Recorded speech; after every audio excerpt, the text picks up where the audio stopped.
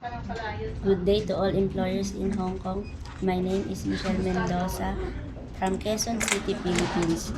I'm single, without kids. I'm 33 years old. I'm 144 centimeters and 55 kilograms. I'm Roman Catholic.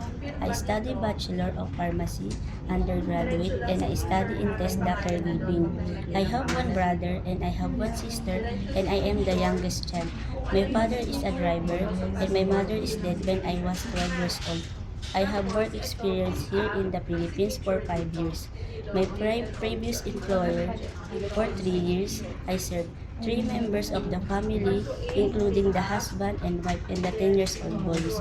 My major duties to clean the house, marketing, cooking, laundry, washing the dishes.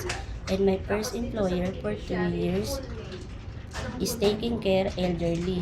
I assist to take a bath, to change a clothes, to feed the food, to give a medicines, and I assist to exercise. And I'm willing to learn to take care baby, kids, gardening, washing the car, and I'm willing to learn how to cook Chinese foods. I hope, ma'am, sir, you will hire me because I'm responsible, honest, trustworthy. Thank you.